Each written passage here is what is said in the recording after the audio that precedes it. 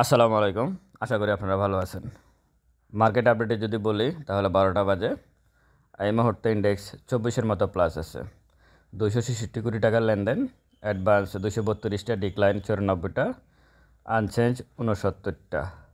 তো অ্যাডভান্স 232টা ঠিক আছে, এটা দেখতে মানে অনেক ভালো মনে হচ্ছে, কিন্তু খুব বেশি শেয়ারের প্রাইস আসলে বাড়ে নাই।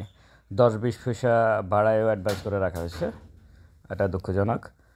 আর এখন পর্যন্ত 1 মিনিটের যে চার্ট সেই অনুযায়ী কিন্তু মার্কেট অনেক বেশি কিন্তু সেল, যদিও ইন্ডেক্স প্লাস আছে, কিন্তু আপনার বেশিরভাগ সেলার অ্যাক্টিভ এখন পর্যন্তই। আর টপে শ্যাম্পু, সুগার মিল, জিল বাংলা এবং অনেকগুলো ইন্স্যুরেন্স। আমি ইন্স্যুরেন্সের কথা গতকালকে বলছিলাম, ইন্স্যুরেন্স যদি মানে যে কোনো একটা সেক্টর থেকে যদি বিনিয়োগকারীরা বেরোতে পারে, ক্ষুদ্র বিনিয়োগকারীরা, তাহলে এটা যেমন এর আগে ব্যাংক থেকে বেরোতে পারছে, এখন যদি ইন্স্যুরেন্স থেকে অথবা আপনার ফিনান্স থেকে যদি বেরোতে পারে, আমি মনে করি এটা মার্কেটের জন্য ভালো, তারল্য বৃদ্ধির জন্য খুবই ভালো।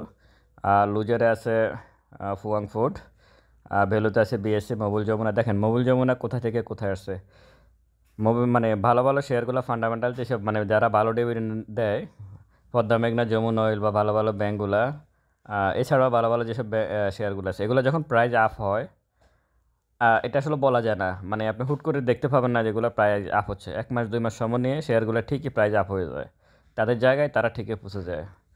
যাই হোক, ভলিউম আছে, ফ্যাক ডিল আছে, সরি হ্যাঁ ভলিউমে ফ্যাক ডিল আছে, লঙ্কা বাংলা আছে, ট্রেডে বিএসসি আছে।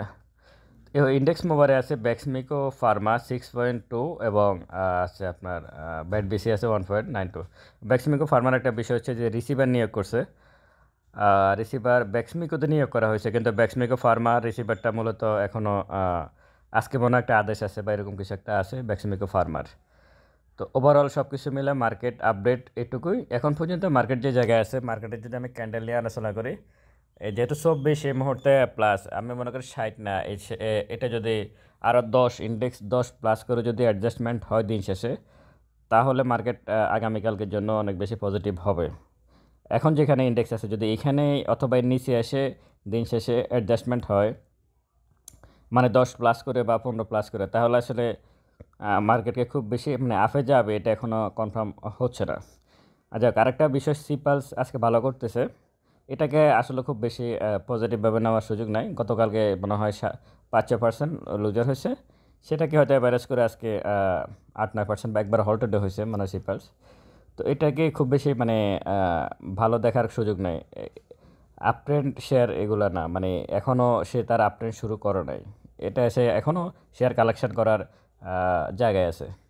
সিপালস এখনও তার জায়গায় শেয়ার কালেকশন করতেছে, এখনও সে আপট্রেন্ডে যাওয়ার মতো পরিস্থিতি তৈরি হয় নাই।